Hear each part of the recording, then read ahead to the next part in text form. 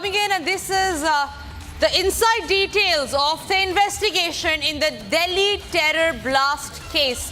We now learn that the two terror doctors, that is Umar and Muzammil, had met certain handlers in Turkey. Now, a Turkey link is also coming to fore as far as the Delhi blast is concerned. Remember, these two people, Umar and Muzammil, were in touch with Jaish handlers in Turkey is what we learned. This is via sources. We learned that these terror doctors of the Jaish-e Mohammad had met certain handlers in Turkey. What help did they get? Did they get the ammunitions from there? Did they get financial support from Turkey handlers? Is yet to be known.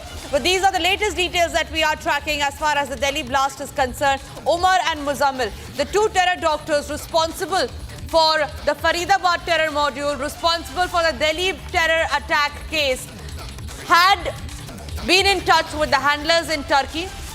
We learned that a Turkey link has now surfaced in the 10/11 Delhi blast case. Sources have now told Republic that Umar and Muzammil had met with Jaish handlers in Turkey. So the Turkey link is now coming to fore. Pakistan link had already been established. The Jaish-Pakistan link was already there, and now a Turkey angle coming to fore. Remember, Turkey has always been in the news as far as anti-India activities are concerned. While we talk about Operation Sindoor, it was during Operation Sindoor as well when Turkey had helped Pakistan in supplying weapons.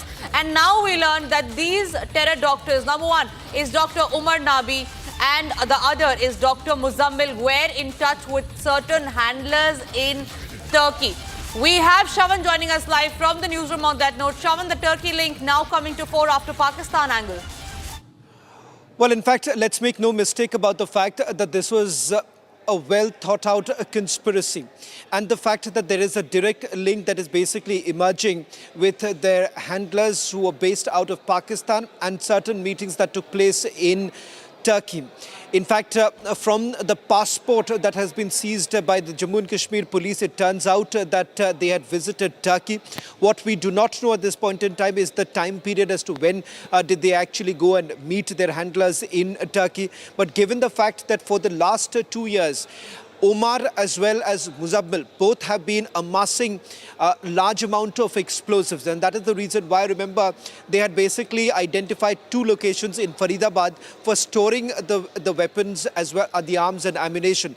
In one location in Faridabad, roughly about 2,500 kilogram of IED was basically IED related materials were basically kept. In the second Faridabad house, we're given to understand that 358 kilogram of ammonium nitrate was kept. Now, all of this was being amassed over a period of time. It seems that there is also another batch of explosives that the police basically suspects was being used, but they haven't been able to get their hands on it as of now.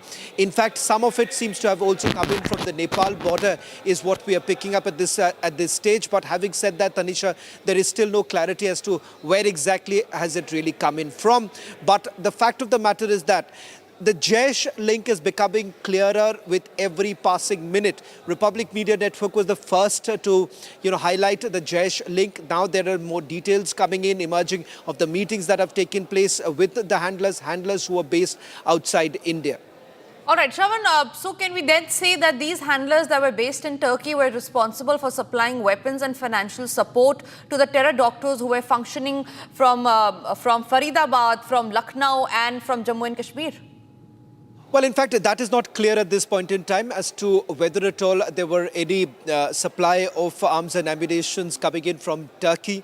All that we can confirm right now is that there was a meeting, and the meeting was between Muzammil, Umar as well as handlers. They were the Jaish handlers who were meeting in Turkey. It seems that was a safer location where they could have actually gone and met. Now, what we also do not know is the time period, because we believe that this information is largely come in after the Jammu and Kashmir police did actually seize certain materials from the residence of Muzammil, Adil as well as Umar, passports being one such, and following which they basically come to a conclusion that there were certain meetings that have taken place.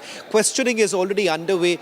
In fact, Shaheen, that's Dr. Shaheen, is now, singing away and perhaps giving more details of what were they essentially planning to do.